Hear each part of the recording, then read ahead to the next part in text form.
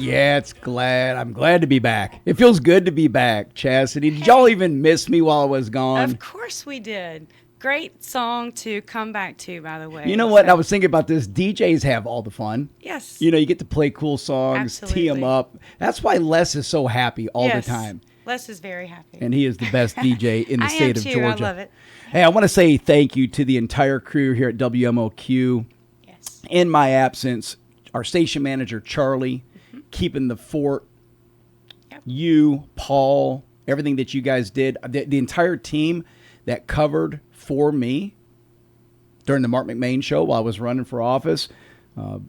Mitch on Mondays, fantastic job. Yes. Bob, Jeff Hood, Doug, Taylor. What a great job. It was so good. When I was listening to the show, I started realizing I may not have a job when I'm ready to come back. So I think we're going to squeak me in one day a week. And the good news is most of that team is staying in place, and they're going to continue doing what they do. And if you think about it, what Mitch does on Mondays, talking about the geopolitical affairs of this world, nobody does it better. You look at what Bob does on Tuesdays, talking about local events, history, his 250 segments that he's doing. Spectacular. It is absolute radio gold. Love it. Yep. Jeff, of course, with his legislative updates. He's actually going to be on today with me in a little bit. He's going to give us an update of what took place down in Atlanta.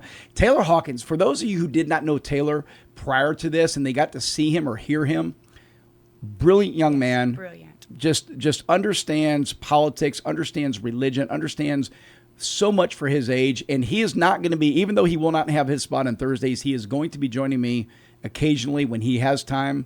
He's a young kid. He's got to get out there and build a career. He's got to make money. He's very busy. There's no money in radio, Chastity. Well, no money in radio. We're all it's broke a lot over of here. fun. It is a lot of fun. But no, I really appreciate the team. Well, you've been very busy. You've knocked 10,000 doors. Our team Yes. knocked 10,000 doors That is in the runoff alone. Spectacular. Oh yeah, we're blessed. So happy to have you. And you were part of that effort, Chastity. Hey, we work great together. Did anybody slam the door on you when you knocked on the door and said, No. "Hey, I'm here Nope. from Marc"? Not at all. Did they say, "Get off my yard"? Get off my lawn. No, they said he's got my vote. Were you cruising around in the Segway? Hey, I was actually. Oh, that was too fun. Hey, that's fun because I can get some neighborhoods done and zero time. How come I didn't get a Segway? Hey. The Segway was brilliant. Now we know, right? And then I saw videos or postings on social media where you were getting snakes out of people's grass and doing stuff. So you're amazing. Well, just amazing. Whatever it takes to earn votes. So, well, folks, I really am glad to be back. This is Marc McMain. We've got a great show in store for us today. Jeff Hood will be joining us shortly. He's going to give us a legislative update that nobody does better than Jeff. The mayor of Monroe, John Howard, will be joining us, sharing with us the March to 250, what's going to be going on in downtown Monroe on the 4th of July.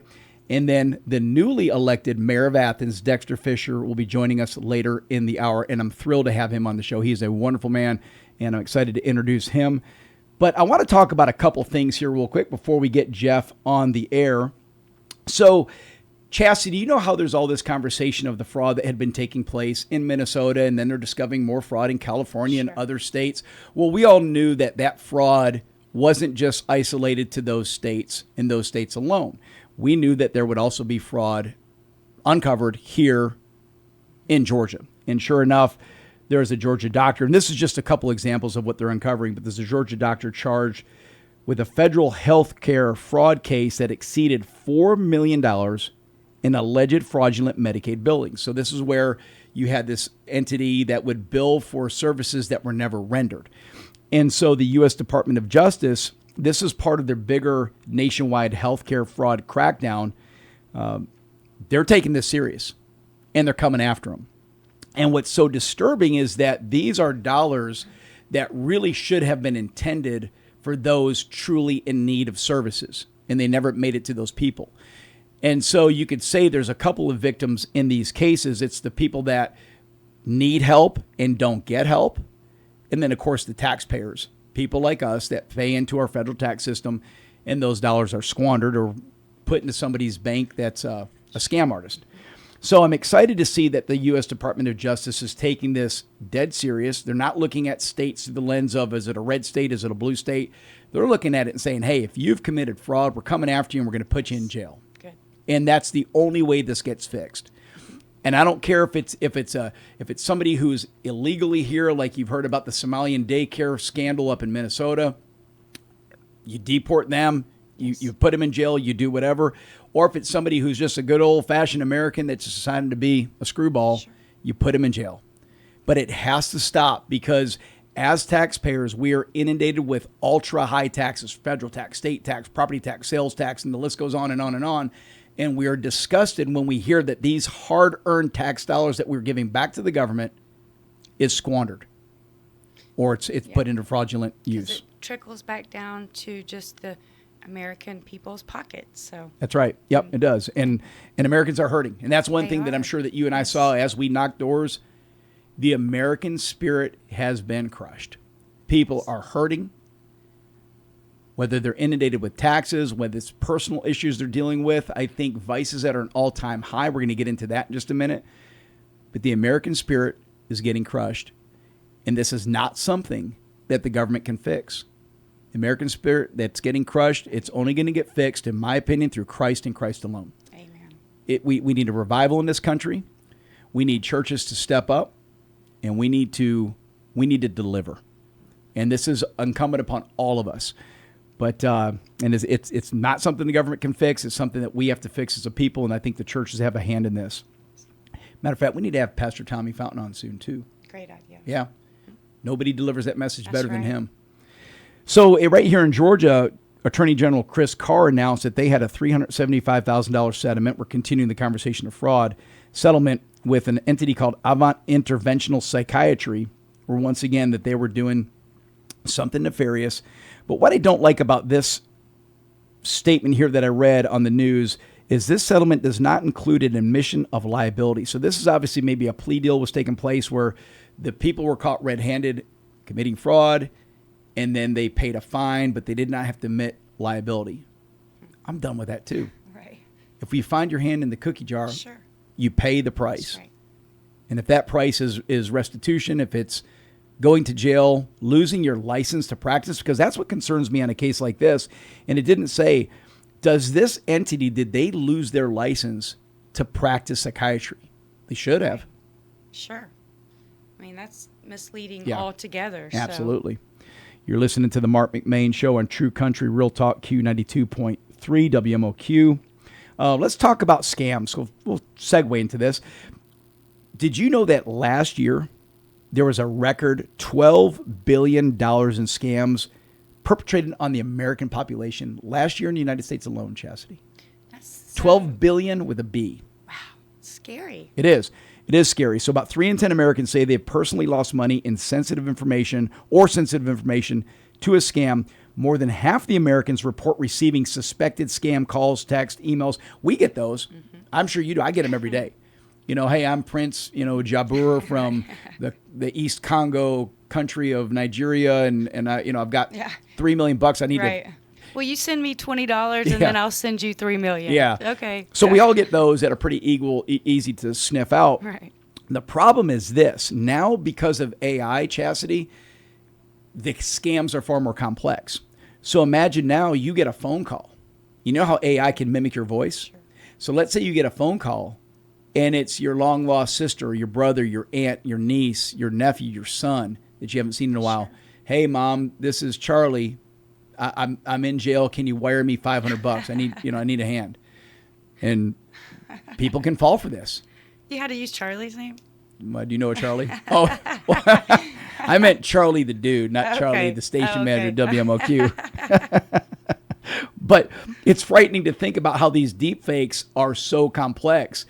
Speaking of deep fakes, there was actually, in my campaign, there was postcards being sent of me holding a glass of whiskey. It looked like, and it looked just like me. That's a shame. I'm holding a glass of whiskey. People know me. I don't drink. But they are. These deep fakes are really believable. And, of course, we like to think that it is the elderly that is mostly targeted. But guess what? We found out that, yes, older Americans are frequently targeted, but younger adults are often more likely to actually lose money to scammers. So why is this happening, Chastity? Is it that people are truly having a tough time discerning it's a scam? Are they sympathetic? Are they ignorant? So there has to be a better effort. I think this is where the government does need to step in. Sure. to protect innocent citizens from this crap. Well, your money is your money, and you work hard for it. So just for people out there to be scrupulous and try to find ways to take your money, it's sad. So I think that we could easily do better. And Well, I think a safeguard would be this. This is what I would recommend to anybody listening who is, maybe they're on the fence, they got a phone call and it sounds pretty good, but they're not quite sure. You must have somebody in your life that is that confidant, whether it's your mom, your dad, somebody that you can go to that you trust implicitly with your money, Sure. that you can say, hey, look, I got this email, I got this voicemail, I got this text. My mom would do it with me. My mom would say, hey, Mark, I got this text. And I would look at it in 2 seconds like, Mom, it's a scam. Throw it out. So she never got bit by this because she would always bounce it off of me. So whether you're an elderly person or a young person, find that person who is your confidant that you know you can trust and that you can go to when you get something that doesn't sound right and you want to measure it and see if this is real, and then they'll sniff it out. But I think at a baseline, you also need to have that ability to discern. And I'm going to say 99.9 times out of 100, if something comes to you and it doesn't sound right, sounds too good to be true, it is too good to be true. Just bail on it. Well, it's just so scary, speaking of our seniors and AI and how they can generate voices. So it would be easy for anybody really to kind of fall for that. So definitely be vigilant. And if it doesn't make sense or you kind of question it, I think it's great advice. Now, but if I call you tomorrow, Chastity, and I'm asking for $1,000, it's really me. Okay. Okay? I got you. Just cough it up in cash. I got you. Oh, it's frightening to think about. All right, folks, we're going to take a quick break. When we come back, we're going to have Jeff Hood on the line with us. He's going to give us a legislative update. You may not be aware there was a special session called, and it just concluded. So Jeff is going to fill us in on all this. Folks, you have to understand what is taking place in your backyard, in your community, in your state, and we're going to do this for you. You're listening to the Marc McMain Show, WMOQ FM, True Country Q92.3.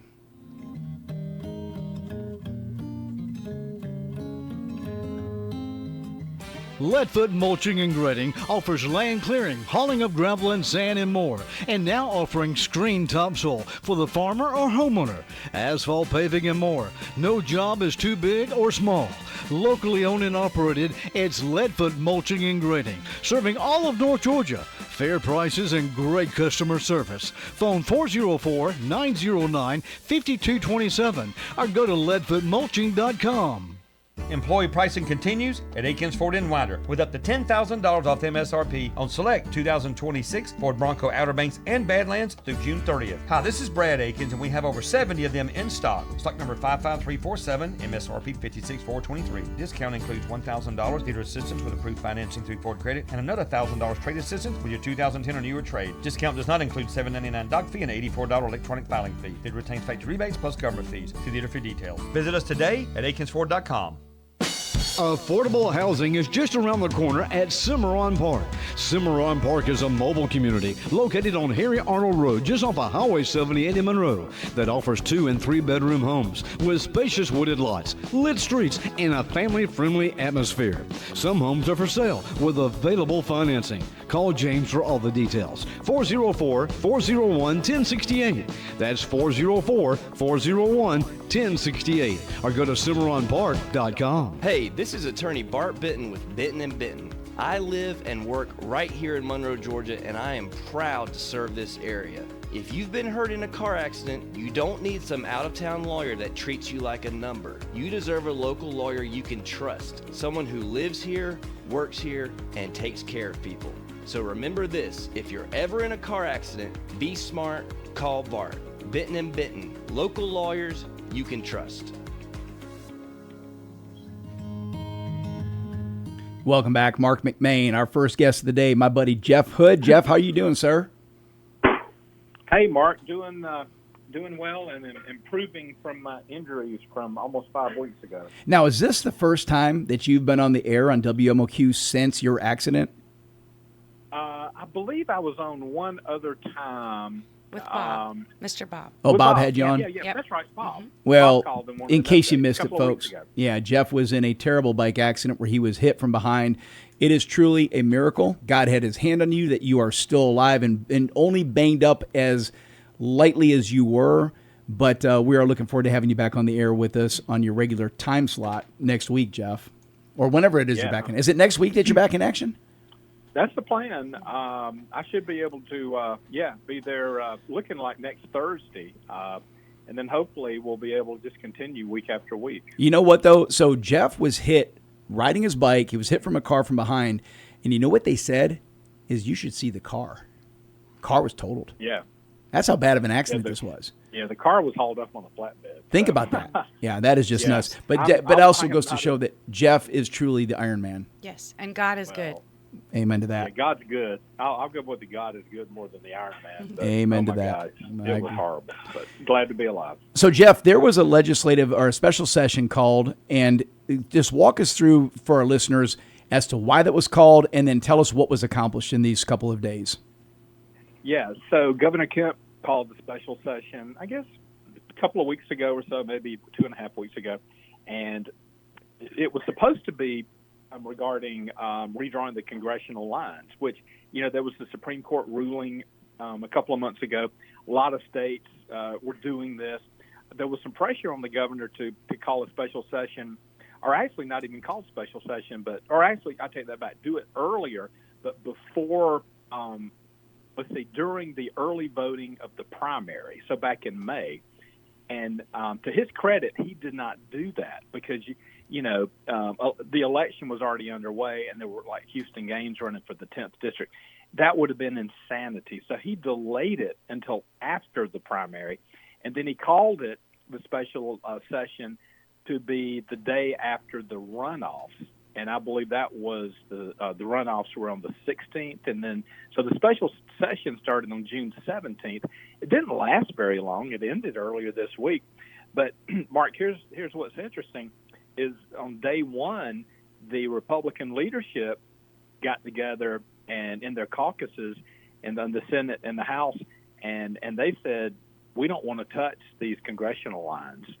And they didn't. And much to the dismay of Lieutenant Governor Burt Jones and Governor Brian Kemp. And so the reason for calling the special session never really materialized. And was it just the congressional lines, or was it also the state House and state Senate lines? To my knowledge, it was just the congressional lines. I don't think they were going to redraw the state and at the state level, the Gotcha. State Senate and the state House lines. But all the chatter had to do with the congressional lines, because they were saying, well, we can gain, we have 14 seats now. I mean, overall 14. And I think it's 9-5 in favor of the Republicans, I think. And they thought they could pick up maybe 1 or 2 seats. But I think the reason the Republican leadership put the brakes on it is because they thought there might be some retribution in November at the for the general election, and it was just too hot politically, and they didn't know how the voters were going to react. And personally, I think it was the right thing. Just everybody's doing this rush to redraw lines, and I mean the Republicans still have the advantage in the state as far as congressional districts.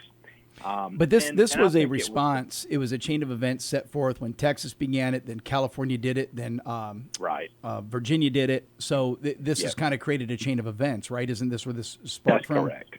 Yeah. And it all started when the Supreme Court made a ruling back in the spring about it didn't have to go, and I want to be careful that I got the wording right, racial lines. And so it gave them the freedom to, I guess I could say gerrymander.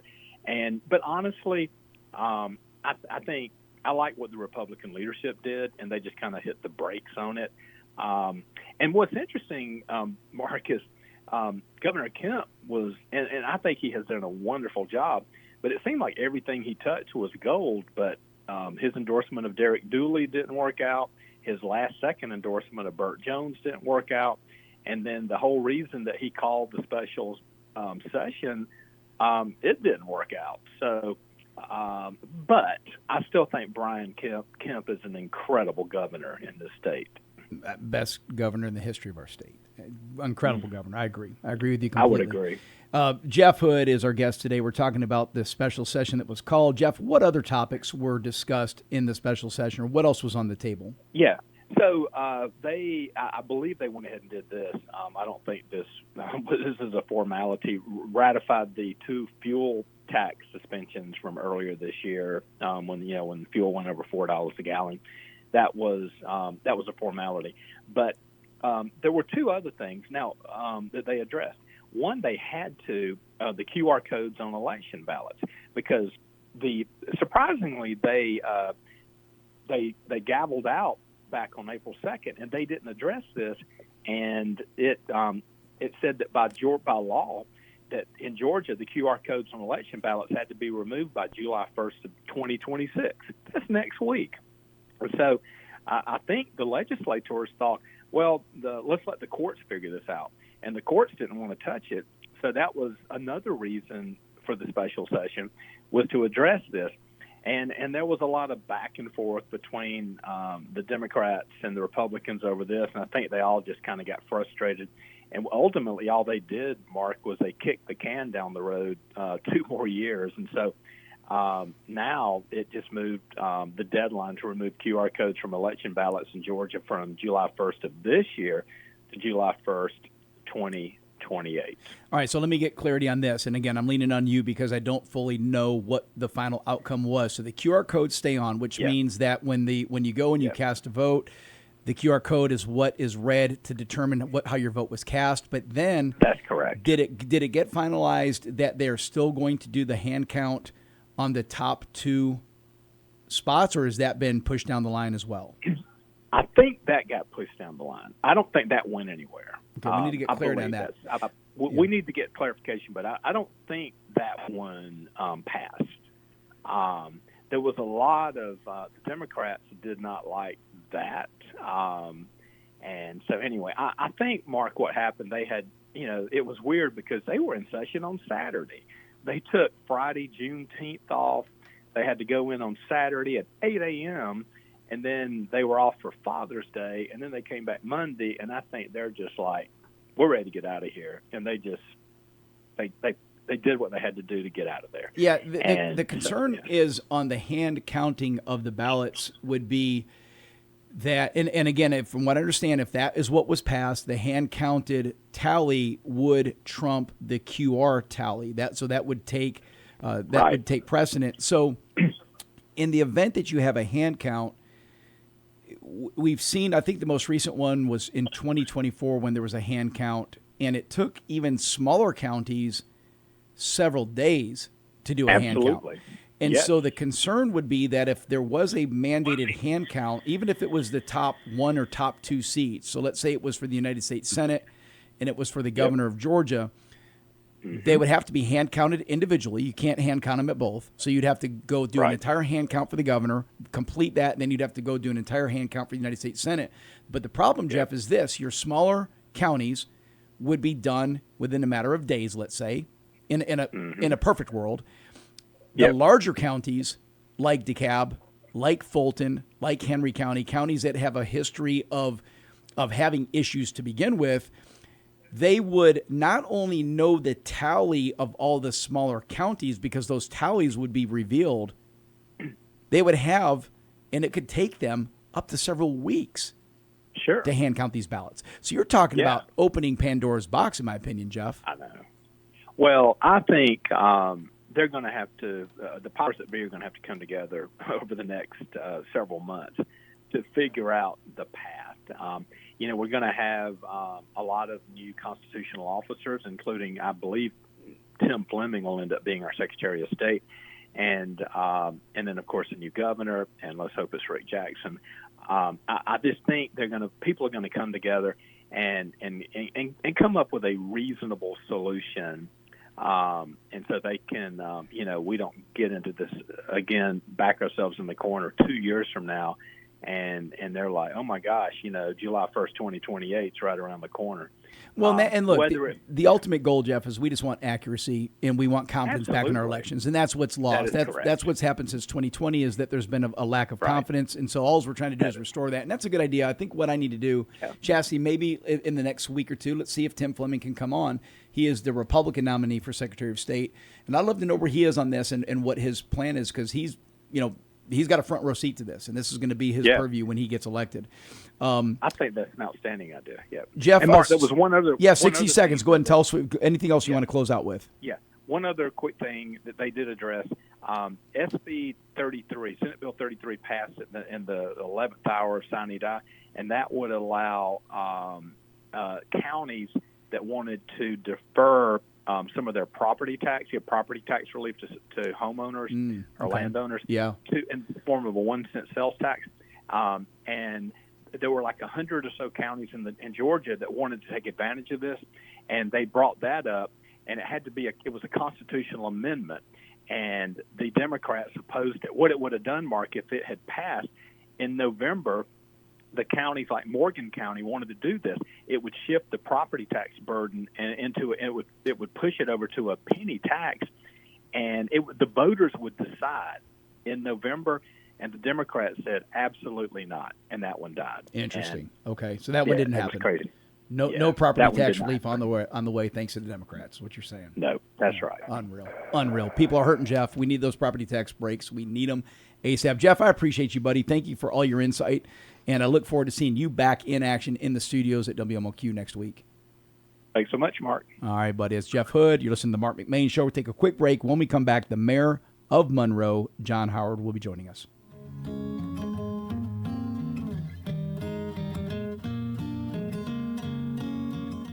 I chuckled at a cartoon that showed a news conference by a United States senator who announced that he was divorcing his family so he could spend more time with politics. We may laugh, but the truth is many people make that statement every day. Maybe not with words, but with their actions. In fact, if a politician retires from his work to spend more time with his family, it becomes the lead story met with cynicism on the evening news, while the one who rejects his family advancing his career is commonplace. God tells us we should work hard to the glory of God, but He has clearly shown that we must have priorities. A relationship with God first, and family follows that. What does your focus tell you about your priorities? The Bible says that we have brought nothing into this world and we can take nothing out of it. It's good to focus on the things that last, like putting God first, and then family, and then people all around us that God loves. This is Bryant Wright, speaking right from my heart. Visit rightfromtheheart.org and click television to watch our TV spots. Is technology giving you a tough time at your home or business? Don't worry, Big Mountain Computers is here to help. We're your local tech experts, now open in Madison. Our white glove service ensures personalized solutions for all your IT needs. Hardware fixes, remote support, private lessons, and more. Visit us at Madison Plaza across from Ingalls or call 706-343-4184 to schedule your consultation. That's 706-343-4184. Big Mountain Computers, turning your mountains into molehills. Wave your flag and celebrate America's 250th birthday in hometown style at Downtown Monroe's Independence Day celebration on July the 4th from 9 a.m. to 2 p.m. on Court Street. There'll be a farmer's market full of your favorites, crafters, food trucks, live entertainment, and more, plus an all-American pie baking contest, a children's sparkle and spokes bike parade, and so much more. Follow Downtown Monroe on social media or visit Walton 250 website for all the details.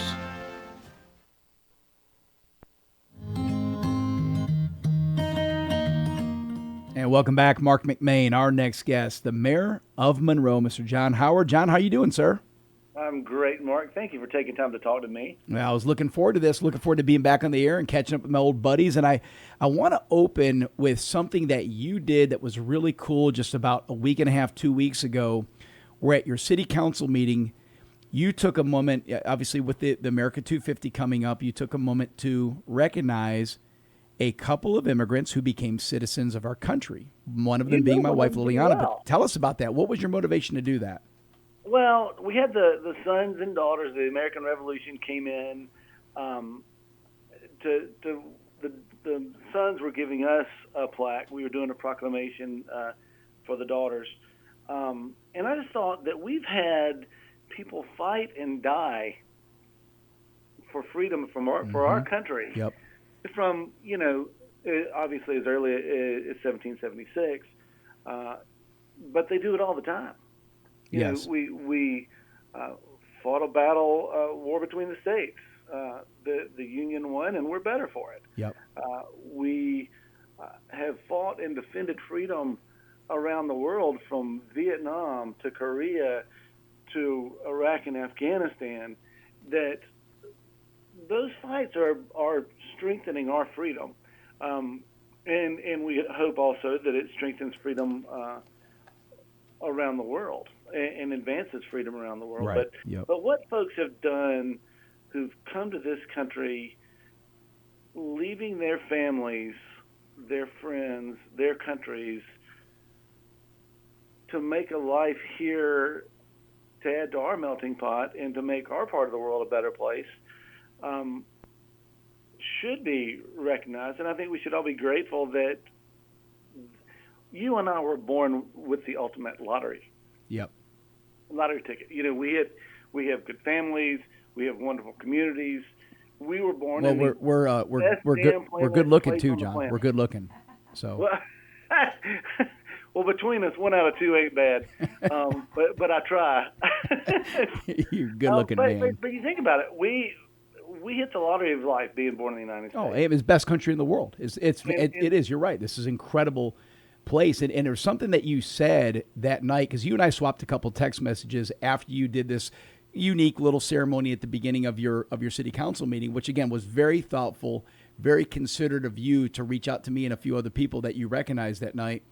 But you and I swapped a couple text messages, and you just said it again. The sacrifices that those that have come here from other countries have made for a better life. Liliana is one of those, and it hit me, and I actually had an emotional moment with Liliana that night. I don't get emotional much. Liliana doesn't see tears in my eye too often. But I went after you sent me that message, and I gave her a big hug, and I realized, you left your 5 sisters, you left your mom and dad, and Liliana came from a very well-to-do family in Mexico. It wasn't like she was coming here because it was a destitute situation where she was leaving. She was coming here because she loved me, and we were getting married.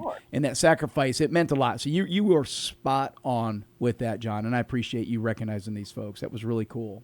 Well, thank you for saying that. And to me, what was cool, because of course I love Liliana, but Panita Bukoza, who owns Taiwan On, she and I were talking just the week before. She is our newest citizen.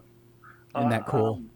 Right, so she's gone through the process like Liliana did, and I do wonder how many native-born Americans could go through the same process that they went through and answer those same questions. Oh, it's very in depth, because you take courses, you have a test you take, and it's obviously Liliana came here on a fiance's visa, then got a green card, then applied for citizenship. So it takes several years. It's an arduous process by design. It's right. Difficult to get in this country. But then the culmination is that event where you're invited down and they have the swearing in ceremony where you're actually made a citizen. What a cool emotional event that was. Right. Very special. So yeah, it was just neat of you to recognize this as all part of the 250 celebration. So let's shift back to Monroe. You guys have some major things planned for America 250. Tell us what our listeners can expect. We do. We've got a great team of folks that have been involved countywide. So I'm looking at the Walton 250 site right now. We have Saturday, June 27th in Loganville. There's a concert. Tuesday, June 30th, we have a prayer breakfast on the historic courthouse lawn.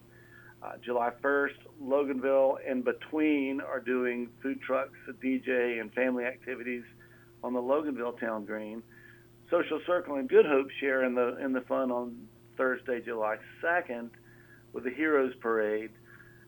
Friday, July 3rd, Walton County's new park that's on 81 in Walnut Grove will have Funky Bluester playing and the 293 band with food trucks and other family activities. And then Saturday it culminates here.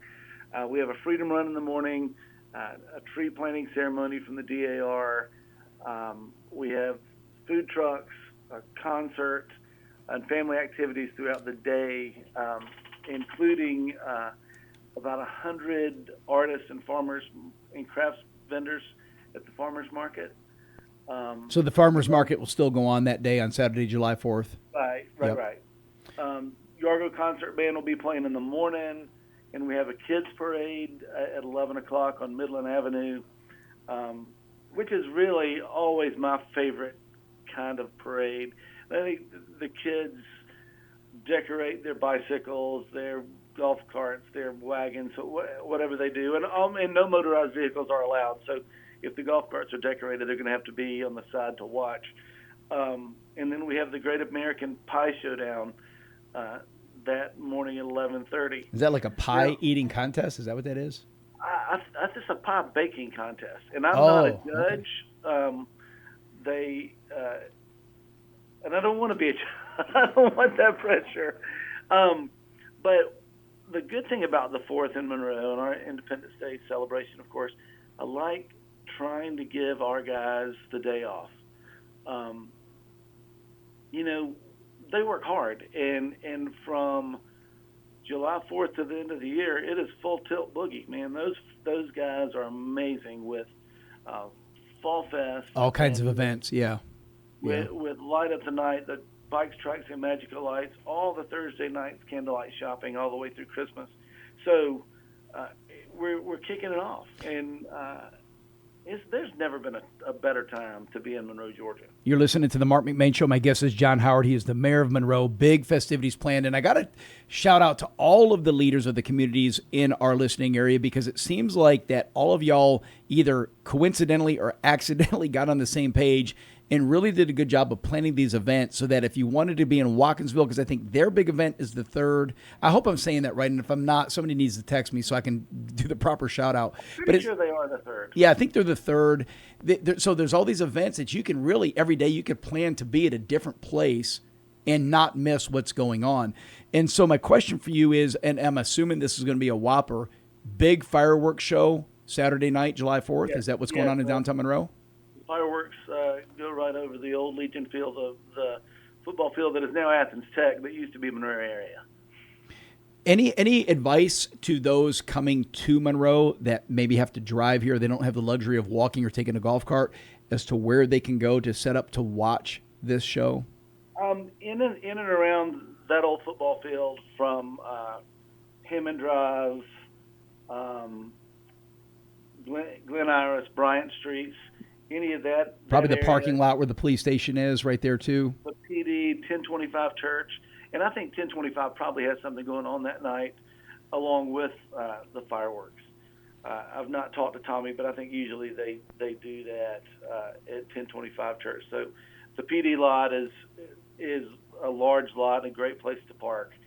And frankly, I would recommend parking there, dragging a blanket or picnic basket or something, and going and sitting closer to the field or on the field.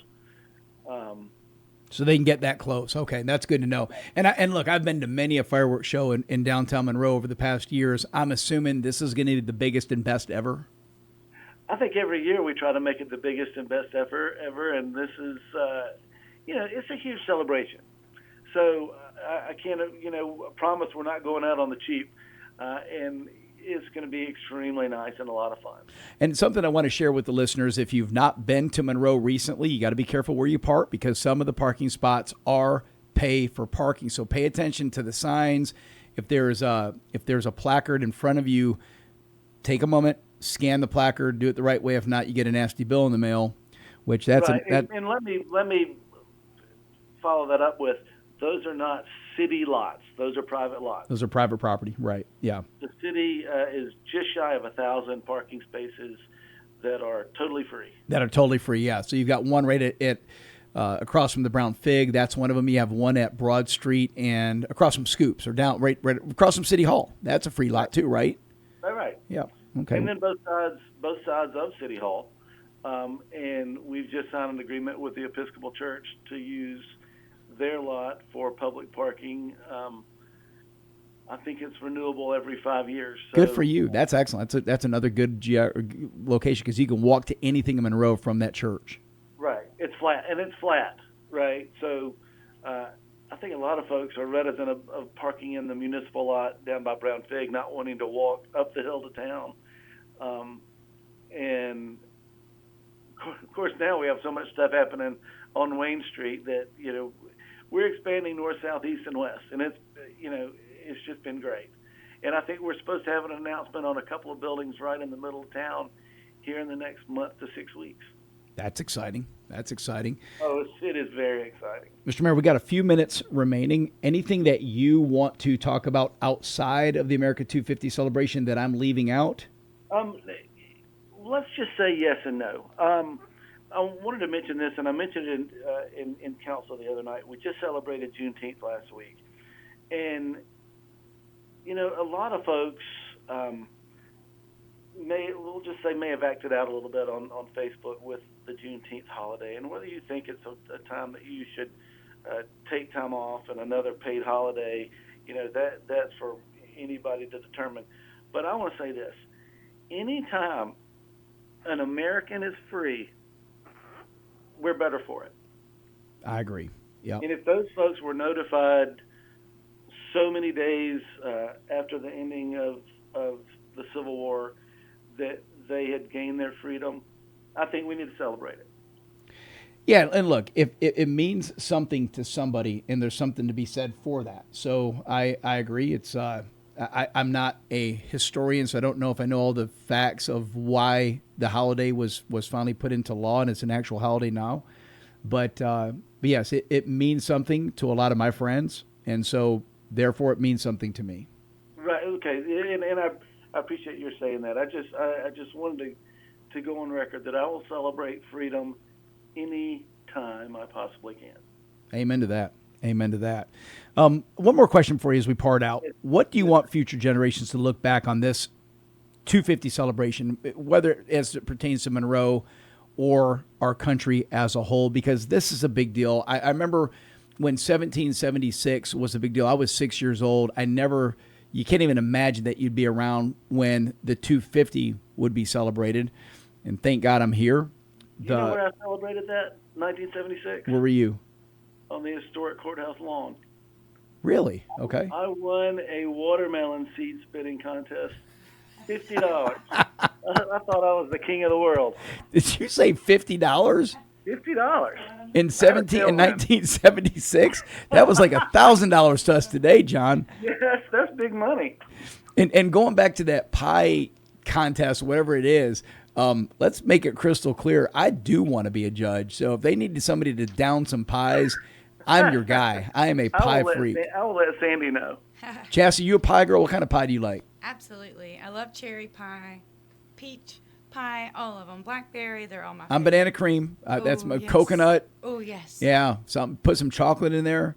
So, yeah, tell them, John, that if they do need a pie judge to prepare me so I can, not eat for a couple days in advance so I have space to down some good old-fashioned pie on the 4th of July. John, I appreciate you, sir. You're a wonderful mayor. You're a blessing to the city of Monroe, and you're a great friend to this station. Thank you for joining us today. Mark, thank you for the opportunity. Have a great Independence Day. Y'all be safe. Thank you. Take care. That's the Mayor of Monroe, John Howard, Marc McMain Show. When we come back, the newly elected mayor of Athens, Mr. Dexter Fisher, will be joining us. Stick around.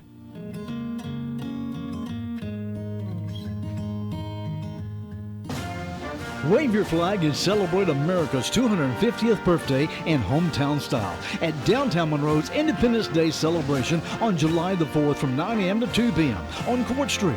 There'll be a farmer's market full of your favorites, crafters, food trucks, live entertainment, and more, plus an all-American pie baking contest, a children's sparkle and spokes bike parade, and so much more.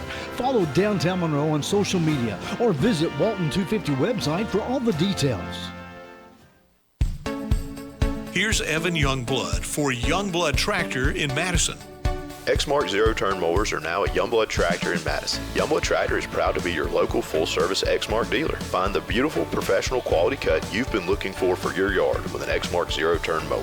From commercial to residential, Youngblood Tractor has an Exmark mower for you with big discounts for cash and 0% for 84 months financing with approved credit. Youngblood Tractor also carries the innovative Spartan zero-turn mowers. These mowers are built tough and loaded with features to make your next job a breeze. Our factory-trained service department is ready to help. We work on all make and model mowers. Don't forget, Youngblood Tractor has one of the biggest trailer inventories in the state with a huge selection of gooseneck, dump, equipment, enclosed, and utility trailers. Give us a call at 706 406-342-2242 or stop by and see us at 1600 Athens Highway in Madison or visit us online at www.youngbloodtractor.com. If you're in the construction business, you're going to need a dumpster at some point in time, and that's why you need to call Atha Equipment Rental in Monroe, now offering 20 and 30-yard cans. Atha Equipment Rental now offers a complete line of landscape and construction equipment like tools, trenchers, floor sanders, jackhammers, and so much more, like rentals for your parties with tables, chairs, popcorn machines, Dunkin' booths, and more. Call Jason Atha at 770-207-6041. That's Atha Equipment Rental on East Spring Street in Monroe. And welcome back, Marc McMain. Our next guest is the newly elected mayor of Athens, Mr. Dexter Fisher. Mr. Mayor, thank you for joining us today, sir. Hey, Mark, thank you for having me on today. I appreciate it. Well, first off, congratulations. I just want to know what was going through your mind on the night of the election, because I know this is a stressful event. Did you guys feel good going into this? Were you nervous? What was the expectations? I think it was a combination of all those things, Mark, but we felt good about going into the runoff because we knew that, because it was 5 of us starting out, and we knew that we got the other people back to the polls that support the other candidates, that we can win this election, and that's what happened. I mean, we flipped 3,000 votes for us to win this election, so yeah. This was a big deal. It was a really big deal. And what did this mean, not just to you and your family, but to the community and to Athens itself? What did your friends tell you after the victory? What kind of messages were you getting? I think most of them have been, first of all, very positive. They was excited for me. Of course, excited for having the first African-American mayor. What an honor. Athens Yes, Clark sir. County government. And people were very excited. Our watch party, people was crying. I mean, it was a great night for my family and for this community. I've been here 38 years, and I love this community, and I wouldn't want to live anywhere else. Well, I can tell you this, everybody in our listener base, because our station covers from Athens down to the lake, all the way back into Walton County. Athens means so much to this area, whether it's coming out there for football games, to places to go eat, to go shopping, whatever it may be. It is a big deal. And so, and I love the story. And what's interesting, so as I was learning more about you, because you and I have newly become friends just because we've crossed paths, but tell our listeners, your story doesn't start in Athens. Tell us about your upbringing and where you came from and some of your experiences. So I tell them, I'm a civil rights baby. Grew up in the midst of the civil rights movement. Grew up in a single family home. My mom raised myself and my brother. She worked in the manufacturing plant and also sold Avon to make sure that we had the things that we need to, to survive and to care for two growing boys. So that was great. The great thing about that, in Greenwood, South Carolina is where I was born and raised, but we have a village of a lot of great men that was in my life, and for me, I had some athletic ability, and I ended up getting a football scholarship to Marshall University, so that paid for my education and gave me the opportunity to really become the man I am today with that community and with me going to college playing football and just, really coming full circle for me, Mark. And I credit my mom, who's my hero, who really taught me how to work hard, how to respect people. And during that time, with integration and everything what was going on, she was a big part of making sure when those schools were integrated, she's one of the parents that was that they called together to make sure that the integration went smoothly, which it didn't.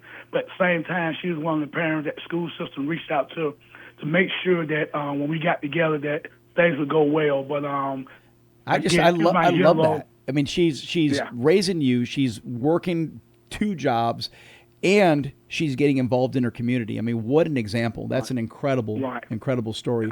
Is Mom still with us, or has Mom passed away? So Mom passed away in 2008. Unfortunately, Sorry, that was a tough time for me because my first wife also died that same year. Oh my Lord! So that was 2008 was a tough year for me. So but as God would have it, I'm married to a beautiful woman, Audrey, who was an educator in the Clark County School District for 30 years.